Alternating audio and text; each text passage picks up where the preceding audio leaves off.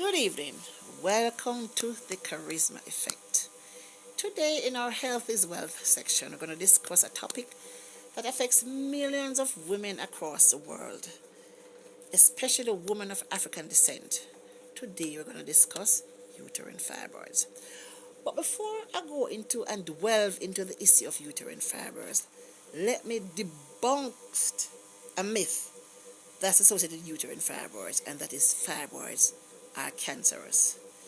Fibroids are simply a benign growth of muscles and tissues in the walls of the womb. Let me say it again.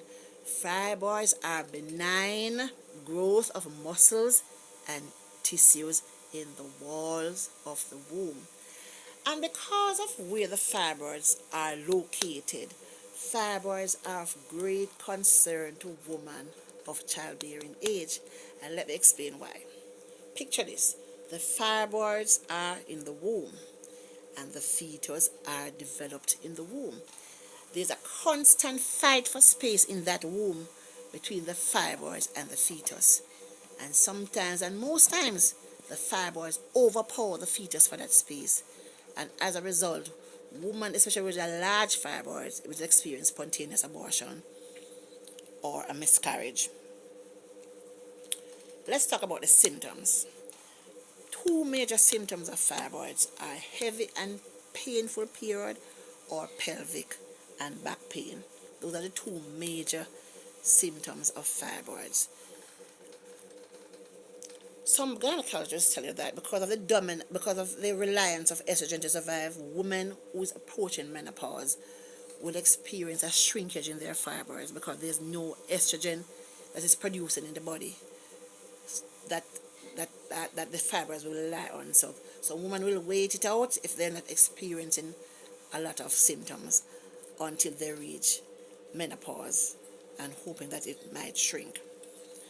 The cause of fibroids: estrogen overload, hands down. The food that we eat that are laden with estrogen, those chicken that is laden with those feeding, or the pill that they give those chicken to grow fast, to grow in 6 weeks, or those pond fish, that the feeding in the pond fish that they give them to grow fast, they are laden with estrogen. We in turn eat those food, and so our body have an estrogen overload, and that's where fibroids thrive.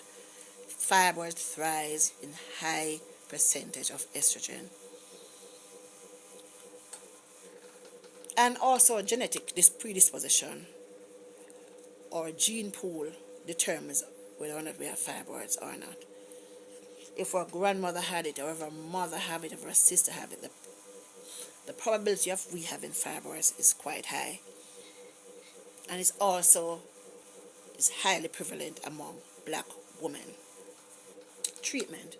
The treatment of fibroids is based on the size and severity of the symptoms.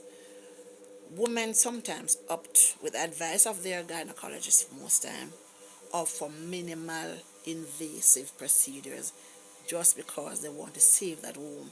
They opt for minimal invasive procedure. One of the most popular minimal invasive procedure is a procedure called myomectomy, which is the removal of the fibroids itself.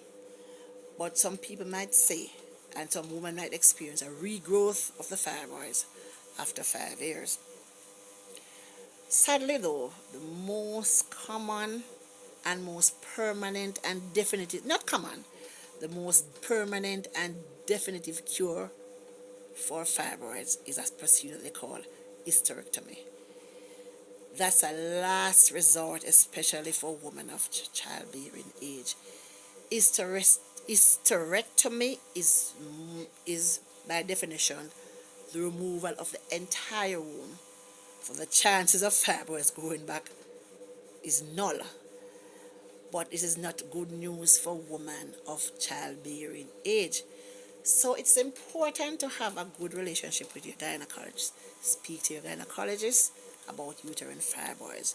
The gynecologist will do a routine physical pelvic exam, and during that pelvic exam, if she finds anything that is of concern, she will request an imaging test, most popular known as an ultrasound. That is the one that is generally requested to find fibroids. So she'll request an ultrasound that will allay any fears or concern she might have, and that can confirm whether you have fibroids or not. So in the meanwhile, like my channel, subscribe to my channel, and as usual, love God, love yourself, and be blessed. This is Charisma, your diva, signing out. Peace.